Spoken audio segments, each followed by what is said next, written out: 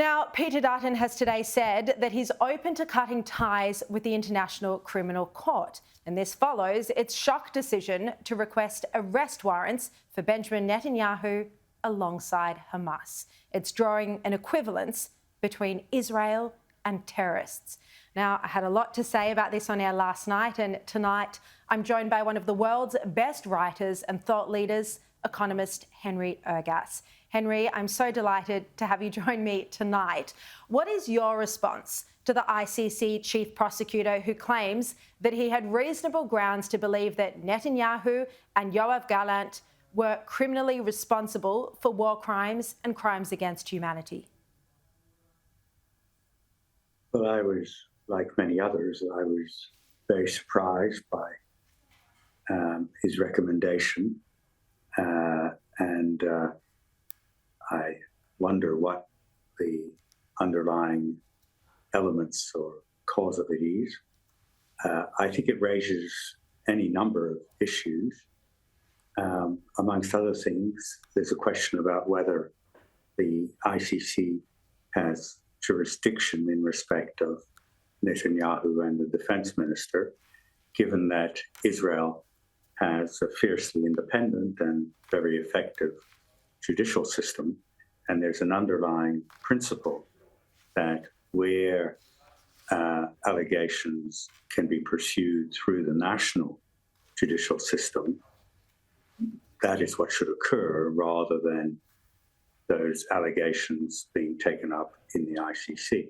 And I think that's a fundamental objection to this process, that what it implies is that in any democracy, the ICC could take over functions that really are best handled by its own judicial system and could do so in the cases of Netanyahu and the defense minister on grounds deemed unlikely to meet the standards it has itself set for finding criminal liability. But Henry, aside from the jurisdictional issues and the issues of due process, you know, do you agree with the Wall Street Journal that said that this would be like condemning Churchill and Roosevelt in World War II for going after the Nazis? Well, there's certainly an important element of that. I mean, you just need to read the things Churchill said, including when he said, well, we will basically bomb them to smithereens.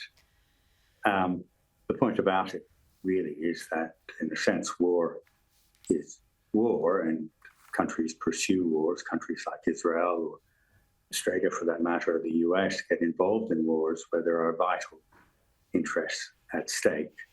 And if you are involved in a war, the objective of the war is to win, and you do what is reasonably necessary to achieve that objective. That doesn't, in and of itself, justify war crimes. It obviously doesn't do that. But you have to be very careful to ensure that you're being, you're being scrupulous. Yes, and there's no evidence, of course, that Israel has committed any war crimes at all. In fact, all the evidence points to it going far above and beyond what any other country around the world has done to protect civilian life. I mean, Israel distributes leaflets warning people to evacuate before it moves into an area. It has stayed on the phone to people before they evacuate to make sure they've evacuated a building before it strikes.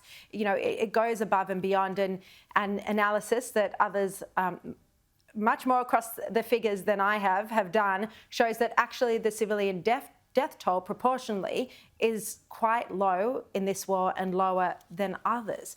But Henry, what do you think of the Australian Prime Minister's unwillingness to criticise the ICC while Joe Biden and the UK and, you know, others around the world have said the decision is outrageous and incomprehensible?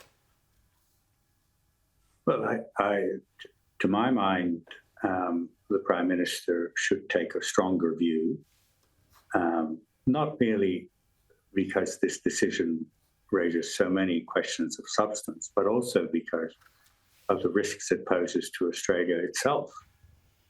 If the ICC is allowed to essentially intrude in domestic jurisdictions when it doesn't, under its own charter, have that right, then that will raise substantial problems and risks, not really for the US, but for Australia.